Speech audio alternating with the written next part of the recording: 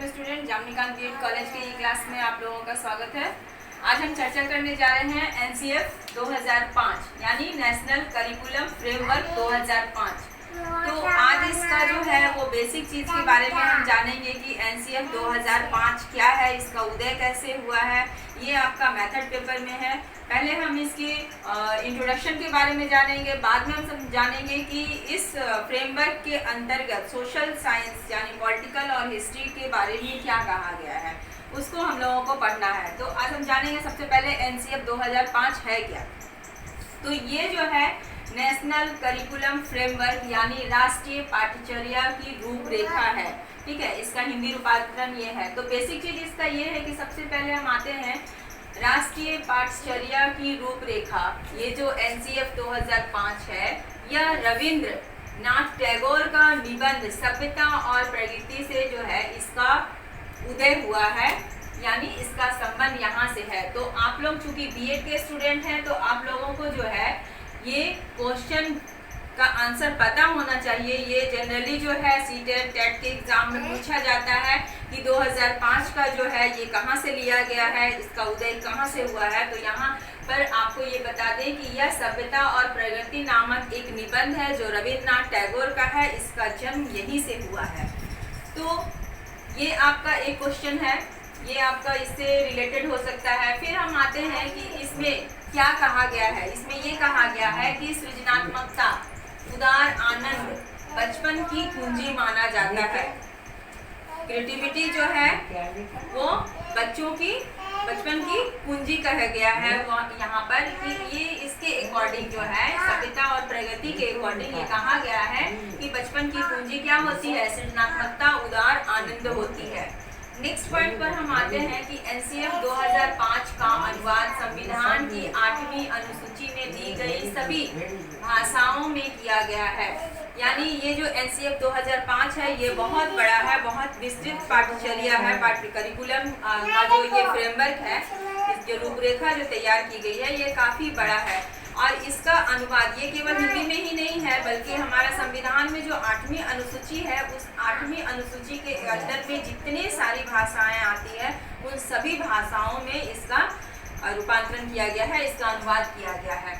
Next हम आते हैं कि यह विद्यालय शिक्षा का अब तक का नवीनतम दस्तावेज है। इसको हम पॉलिसी का नाम नहीं देते हैं, इसे हम लोग एक रूपरेखा का नाम दिए हैं, यानी राष्ट्रीय पाठ्यचर्या रूपरेखा।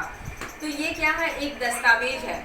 ये पूछा जाता है क्वेश्चन में, आप लोगों को जनरली क्वेश्चन आता है कि नवीनतम, अब तक का सबसे नवीनतम दस्तावेज कौन सा है। तो विद्यालय स्तर पे जो है सबसे नवीनतम दस्तावेज जो है शिक्षा में विद्यालय स्तर पे ये एनसीएफ 2005 है। नेक्स्ट पॉइंट हमारा आता है 2005 की राष्ट्रीय पाठ्यचर्या की रूपरेखा जो है वो प्रोफेसर यशपाल की अध्यक्षता में एक राष्ट्रीय संचालन समिति का गठन किया गया था जिसमें 38 सदस्य थे। यानी ये बना कैसे, इसके अध्यक्ष कौन थे, ये दस्तावेज का गठन किसने किया, किसने बनाया। तो अगर ये पूछा जाए क्वेश्चन में कि इसकी अध्यक्षता किनके अंदर में हुई थी, तो ये प्रोफेसर यशपाल की अध्यक्षता में राष्ट्रीय फ्रेमवर्क जो है इसका एक संचालन समिति का गठन किया गया था। और उसमें कितने सदस्य थे, तो उसमें 38 सदस्य थे। ये आपका ऑब्जेक्टिव क्वेश्चन में आता है। संचालन समिति, राष्ट्रीय संचालन समिति का गठन किसकी अध्यक्षता में किया गया था, तो प्रोफेसर यशपाल की अध्यक्षता में किया गया था। नेक्स्ट हम आते हैं कि इस समिति ने पाठ्यचर्या क्षेत्र, व्यवस्थागत सुधार तथा राष्ट्रीय चिंताओं को ध्यान में रखते हुए विभिन्न विषयों पर 21 आधार पत्रों की रचना की। यानी ये जो समिति का गठन किया गया था, इस समिति में इन्होंने किन किन चीजों को ध्यान में रखा, पाठ्यचर्या की जो क्षेत्र होती है वो व्यवस्थागत सुधार, उसमें क्या किया जा सकता है, साथ ही साथ जो राष्ट्रीय चिंता का विषय होना चाहिए शिक्षा से संबंधित, उन सभी बातों को जो है वो 21 पत्रों के माध्यम से आधार बनाकर के इस दस्तावेज में पेश किया गया था। नेक्स्ट हम इसमें आते हैं कि इसका सबसे महत्वपूर्ण पॉइंट आपका यही बनता है कि शिक्षा में बाल केंद्रित बनाने। ये जो एनसीएफ 2005 है ये बाल केंद्रित शिक्षा को ज़्यादा महत्व देता है। एनसीएफ 2005 को बिना बोझ की शिक्षा भी हम कह सकते हैं कि यह जो है कि लर्निंग विदाउट बर्डन की पर विशेष बल देता है। तो शिक्षा में बाल केंद्रित, यहाँ पे पहला आपका क्वेश्चन का आंसर बनता है कि ये बाल केंद्रित शिक्षा पर जो बल देता है। नेक्स्ट है रटन प्रणाली से निजात पाने में सुधार। ये एक ऐसा पाठ्यचर्या था, ये एक ऐसी रूपरेखा थी जो पुराने समय से जो चली आ रही है रटने की विधि, उस रटन की प्रणाली को जो है इससे ये छुटकारा दिलाता है, यानी मुक्त करने की बात करती है कि शिक्षा में अगर रटन विद्या हो तो उसका चहुमुखी विकास नहीं हो सकता है।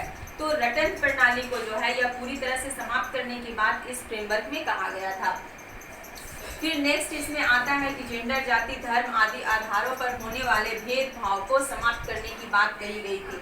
ये आप जब सेमेस्टर 4 में जाएंगे तो जेंडर इशू के अंतर्गत इस बातों को जो है विस्तृत रूप से पढ़ेंगे कि ये जो पाठ्यचर्या थी इसमें बाल केंद्रित भी कहा गया था, साथ ही साथ यह भी कहा गया था कि रटन विद्या नहीं होनी चाहिए। इसके अलावा यह जाति, धर्म और लिंग के आधार पर भेदभाव नहीं करने की बात किया जाता है, यानी सबों को समान रूप से शिक्षा और समान रूप से शिक्षा का अवसर प्रदान करना इस फ्रेमवर्क का उद्देश्य था। तो आज के क्लास में इतना ही। Thank you.